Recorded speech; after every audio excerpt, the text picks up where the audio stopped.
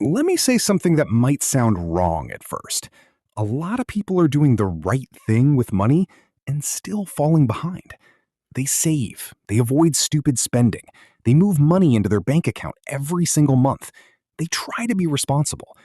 And honestly, that should feel like progress. But here's the problem: you can do all of that for years and still end up wondering why your money barely moved. Maybe you've had that moment. You open your banking app, you look at the balance, and for a second, you feel proud because finally you've built something. Maybe it's $5,000, maybe it's $10,000, maybe more. And then you realize something almost insulting. That money has just been sitting there, doing almost nothing, growing so slowly that it feels like time is moving faster than your account balance. That's the moment a lot of people start asking the question nobody teaches clearly. When do I stop just saving and start actually building wealth? Because saving and growing money are not the same thing. Saving helps you survive. Investing helps you advance. And if you don't understand the difference, you can spend years feeling financially disciplined while your money stays stuck in place. I'm talking about the real transition. How to go from being someone who only stores money to someone who puts money to work. And the best part is, this doesn't require you to be rich, lucky, or some kind of financial genius. It just requires understanding what each dollar is supposed to do. Because once you see that clearly, money starts making a lot more sense. Now, let's break the first illusion. Most people think the opposite of spending is saving. It's not. The real opposite of spending carelessly is building intentionally. And saving is only one piece of that.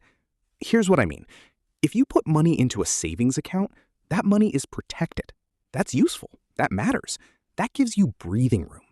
But protected money and productive money are two different things.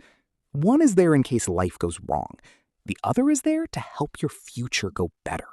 And this is where so many people get trapped. They become excellent savers, but never become investors. So their money stays safe, but never becomes powerful. If your money is sitting in cash, earning almost nothing, then even if the number looks bigger over time, it's not really doing much heavy lifting for you.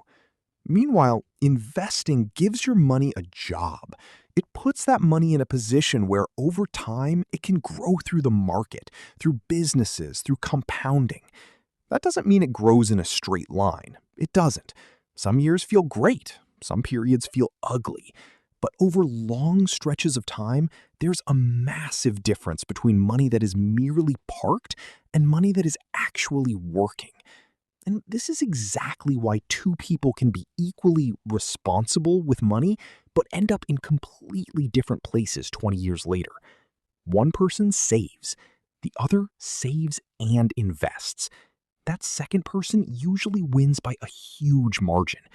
Not because they're smarter, not because they took crazy risks, but because they understood. Cash is for stability. Investing is for growth. Now, before anybody misunderstands me, I'm not saying take all your savings and dump it into the market tomorrow. That would be reckless. The transition from saving to investing should not feel like a leap. It should feel like a system, a controlled system. And step one is probably the most important one. Before you invest seriously, build an emergency fund. This is non-negotiable. You need money set aside for real life. Job loss, medical bills, car repairs, family emergencies, all the stuff that never sends a warning text before showing up. Why is this so important? Because one of the fastest ways to destroy your investing progress is needing that money too soon. When people panic and pull money out of investments at the worst possible time, it's often not because they're weak, it's because life forced their hand. That's why your first goal is not invest everything.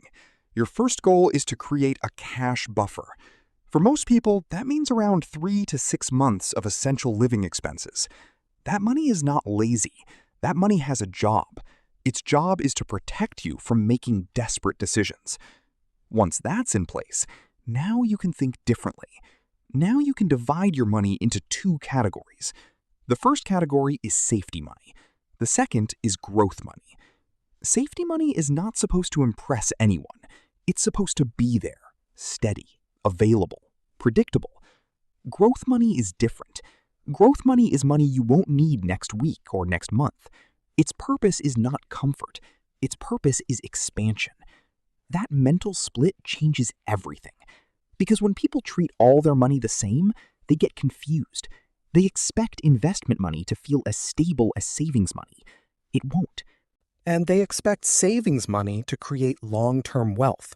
It usually won't. But when you separate the roles, the stress drops. Now you stop asking, why is my invested money moving up and down? Because you understand that's normal. And you stop asking, why isn't my savings account making me rich? Because that was never its purpose. Now let's talk about the part that scares beginners the most, starting. A lot of people think investing only matters if you can begin with big money. That's false. The beginning matters more than the size. If you can start with a small, repeatable amount, that is enough. $50, $100, a few $100s a month. The reason this matters is because investing is not just about math. It's about behavior. If you build the habit of consistently moving money into long-term investments, you train yourself to become the kind of person who invests automatically instead of hesitating forever. And that habit is worth more than trying to time the perfect moment, because the perfect moment usually never shows up. Now, when beginners finally decide to invest, they often make another mistake. They think simple means weak. So instead of choosing something understandable and proven, they get pulled toward complicated strategies. They start looking at day trading, options, speculative plays, whatever is trending online this week.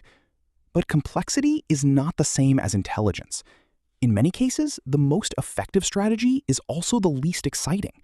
Simple, diversified, long-term investing. That's why so many experienced investors recommend broad index funds. Because instead of trying to guess which one company will win, you spread your money across a large section of the market. It's boring. And boring is underrated. Boring is repeatable. Boring is sustainable. Boring keeps you in the game long enough for compounding to matter. And compounding is the real engine here. This is the part people underestimate. At first, investing feels slow. You put in money, you check the numbers, nothing dramatic happens, so people get impatient. But over time, your growth starts building on previous growth, and then the curve begins to change. Eventually, you realize a crazy shift has happened. Your money is contributing almost as hard as you are. That's the whole point. You work for money first. Then money starts working with you. Then eventually, if you do this long enough, it starts working harder than you. That is how wealth actually begins to form. Not from one lucky move, not from one viral stock tip, but from consistent investing over a long enough timeline. Now, let's deal with the biggest fear. What if I start investing and the market crashes? That fear is normal. But market drops are not some strange accident. They are part of the experience. The market goes up, the market goes down, headlines get dramatic, people get emotional. But long-term investors learn to see volatility differently. If you're investing steadily over time, lower prices can actually help you because your money buys more while prices are down. That doesn't mean crashes feel good. They don't. It means you stop interpreting every drop as disaster. You start seeing it as part of the long game. And that mindset is what separates investors from people who constantly start, stop, panic, and restart. So if I had to give you the simplest version of this whole video, it would be this. First, build your cash safety net. Then stop treating all money the same.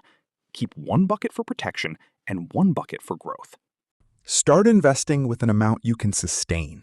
Keep it simple, stay consistent, and give it time. Because the truth is, saving money is important, but saving alone usually caps your progress. If you want peace of mind, save. If you want your money to eventually create options, freedom, and leverage, learn to invest too. That's the real upgrade. Not choosing one or the other, but knowing when each one should take over. And once you understand that, money stops feeling confusing. It starts feeling strategic. If you learned something from this video, please like, share, and subscribe for more amazing content like this. Thanks for watching.